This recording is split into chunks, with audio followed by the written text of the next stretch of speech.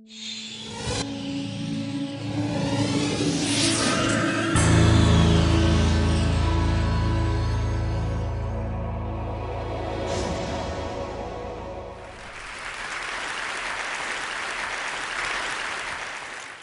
understand the business of mythology and what a chief belief officer is supposed to do, you have to hear a story of Ganesha, the elephant-headed god who is the scribe of storytellers, and his brother, the athletic warlord of the gods, Kartikeya.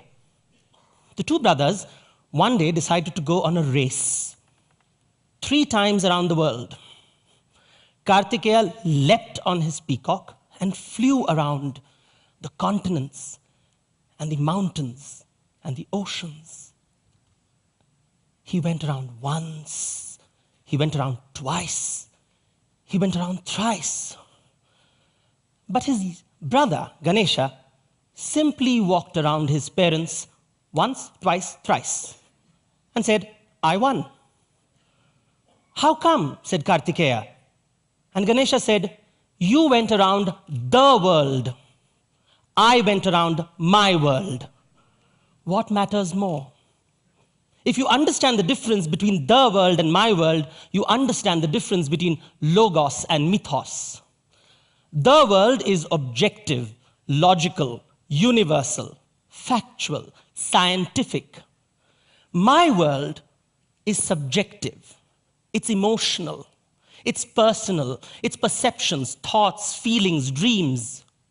It is the belief system that we carry. It's the myth that we live in. The world tells us how the world functions, how the sun rises, how we are born. My world tells us why the sun rises, why were we born. Every culture is trying to understand itself. Why do we exist? And every culture comes up with its own understanding of life, its own customized version of mythology. Culture is a reaction to nature. And this understanding of our ancestors is transmitted generation from generation in the form of stories, symbols, and rituals, which are always indifferent to rationality. And so when you study it, you realize that different people of the world have a different understanding of the world. Different people see things differently, different viewpoints. There is my world and there is your world. And my world is always better than your world. Because my world, you see, is rational, and yours is superstition. Yours is faith. Yours is illogical. This is the root of the clash of civilizations. It took place once in 326 BC on the banks of a river called the Indus, now in Pakistan. This river lends itself to India's name, India, Indus.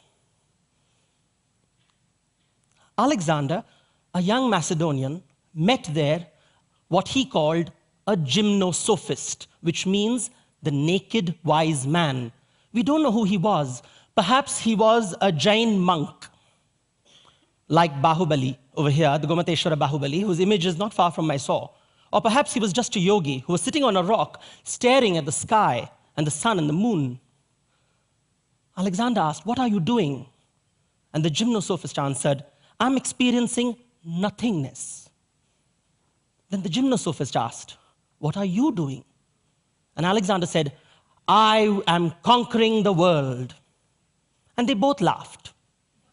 Each one thought the other was a fool. Gymnosophist said, "Why is he conquering the world?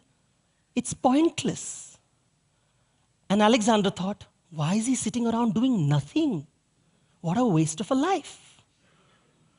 To understand this difference in viewpoints, we have to understand the subjective truth of Alexander, his myth, and the mythology which constructed it. Alexander's mother, his parents, his teacher, Aristotle, told him the story of Homer's Iliad. They told him of a great hero called Achilles, who, when participated in battle, victory was assured. But when he withdrew from the battle, defeat was inevitable. Achilles was a man who could shape history, a man of destiny. And this is what you should be, Alexander. That's what he heard. What should you not be? You should not be Sisyphus, who rolls a rock up the mountain all day only to find the boulder roll down at night. Don't live a life which is monotonous, mediocre, meaningless. Be spectacular, like the Greek heroes, like Jason, who went across the sea with the Argonauts and fetched the golden fleece. Be spectacular, like Theseus, who entered the labyrinth and killed the bull-headed Minotaur. When you play in a race, win. Because when you win, the exhilaration of victory is the closest you will come to the ambrosia of the gods. Because you see, the Greeks believed you live only once. And when you die, you have to cross the river Styx. And if you have lived an extraordinary life, you will be welcomed to Elysium, or what the French call Champs-Élysées. The heaven of the heroes. But these are not the stories that the gymnosophist heard. He heard a very different story. He heard of a man called Bharat, after whom India is called Bharata. Bharat also conquered the world. And then he went to the topmost peak of the greatest mountain in the center of the world called Meru. And he wanted to hoist his flag to say, I was here first. But when he reached the mountain peak, he found the peak covered with countless flags of world conquerors before him, each one claiming, I was here first. That's what I thought until I came here. And suddenly, in this canvas of infinity, Bharat felt insignificant. This was the mythology of the gymnosophist. You see, he had heroes like Ram, Raghupati Ram, and Krishna, Govinda, Hari. But they were not two characters on two different adventures. They were two lifetimes of the same hero. When Ramayana ends, the Mahabharata begins. When Ram dies, Krishna is born. When Krishna dies, eventually he will be back as Ram. You see, the Indians also had a river which separates the land of the living from the land of the dead. But you don't cross it once. You go to and fro endlessly. It was called the Vaitarni. You go again and again and again, because you see, nothing lasts forever in India, not even death. And so you have these grand rituals where great images of mother goddesses are built and worshipped for 10 days. And what do you do at the end of 10 days? You dunk it in the river. Because it has to end. And next year, she will come back. What goes around always comes around. And this rule applies not just to man, but also the gods. You see, the gods have to come back again and again and again as Ram, as Krishna. Not only do they live infinite lives, but the same life is lived infinite times till you get the point of it all. Groundhog's Day.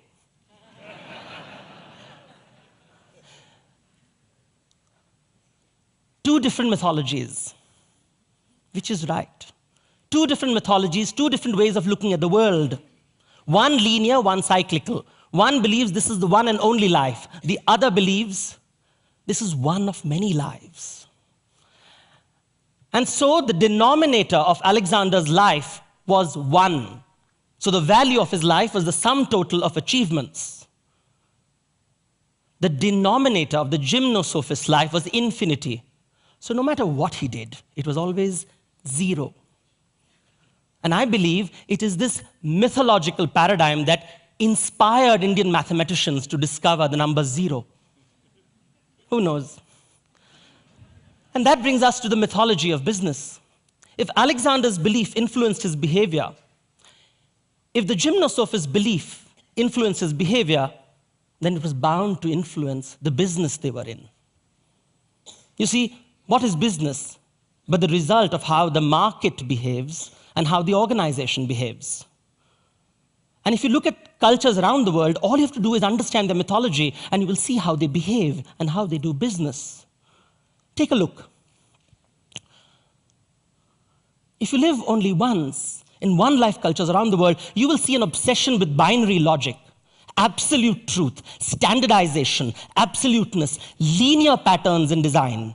But if you look at cultures which are cyclical and based on infinite lives, you will see a comfort with fuzzy logic, with opinion, with contextual thinking, with everything is relative, sort of, mostly. You look at art, look at the ballerina, how linear she is in her performance. And then look at the Indian classical dancer, the Kuchipudi dancer, the Bharatanatyam dancer, curvaceous. And then look at business. Standard business model, vision, mission, values, processes. Sounds very much like the journey through the wilderness to the promised land, with the commandments held by the leader, and if you comply, you will go to heaven. But in India, there is no the promised land. There are many promised lands. Depending on your station in society, depending on your stage of life. You see, businesses are not run as institutions by the idiosyncrasies of individuals. It's always about taste. It's always about my taste. You see, Indian music, for example, does not have the concept of harmony. There is no orchestra conductor. There is one performer standing there and everybody follows. And you can never replicate their performance twice. It is not about documentation and contract, it's about conversation and faith. It's not about compliance, it's about setting. Getting the job done by bending or breaking the rules. Just look at your Indian people around here, you'll see them smile. They know what it is. And then look at people who have done business in India, you'll see the exasperation on their faces.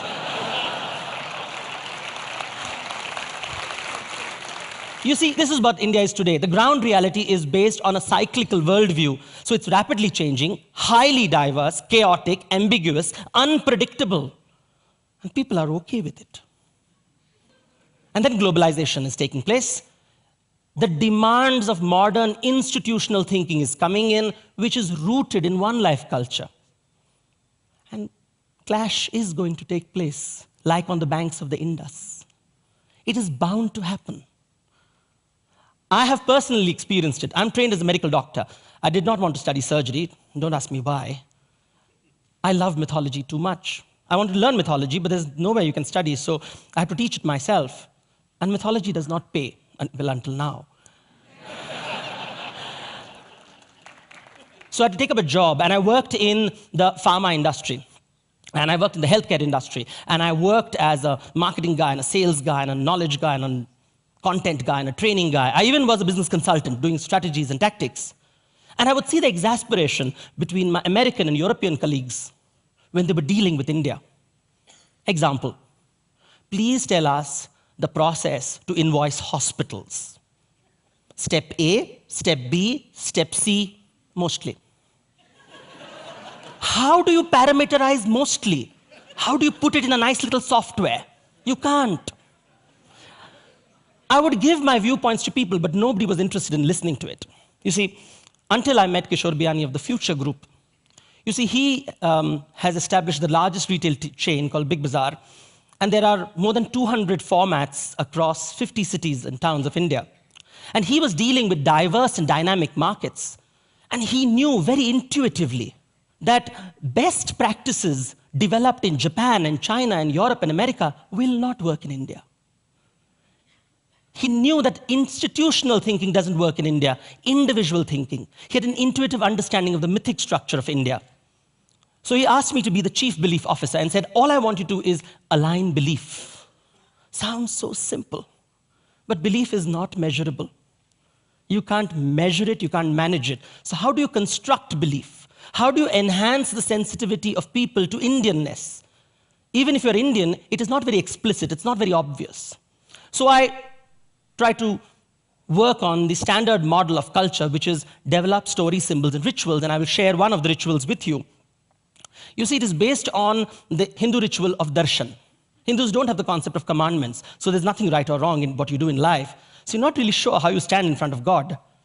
So when you go to the temple, all you seek is an audience with God. You want to see God, and you want God to see you, and hence the gods have very large eyes, large unblinking eyes, sometimes made of silver.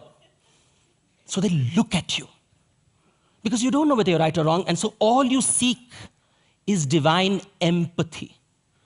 Just know where I came from, why I did the jugaad, why did I do the setting, why I don't care for the processes. Just understand me, please. And based on this, we created a ritual for leaders. After the leader completes his training and is about to take over the store, we blindfold him. We surround him with the stakeholders, the customer, his family, his team, his boss. You read out his KRA, KPI, you give him the keys, and then you remove the blindfold. And invariably, you see a tear because the penny has dropped.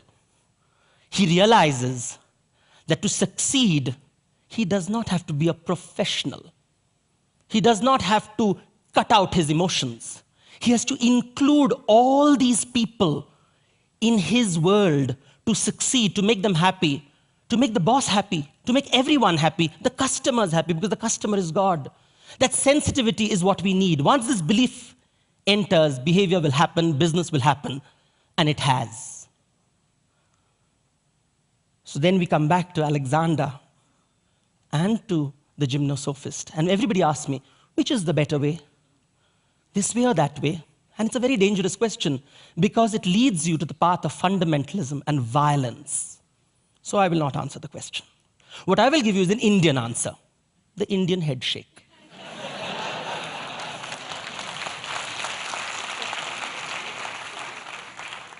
Depending on the context, depending on the outcome, choose your paradigm. You see, because both the paradigms are human constructions. They're cultural creations, not natural phenomena. And so the next time you meet someone, a stranger, one request. Understand that you live in the subjective truth, and so does he. Understand it. And when you understand it, you will discover something spectacular. You will discover that within infinite myths lies the eternal truth. Who sees it all? Varuna has but 1,000 eyes, Indra 100, you and I, only 2. Thank you. Namaskar.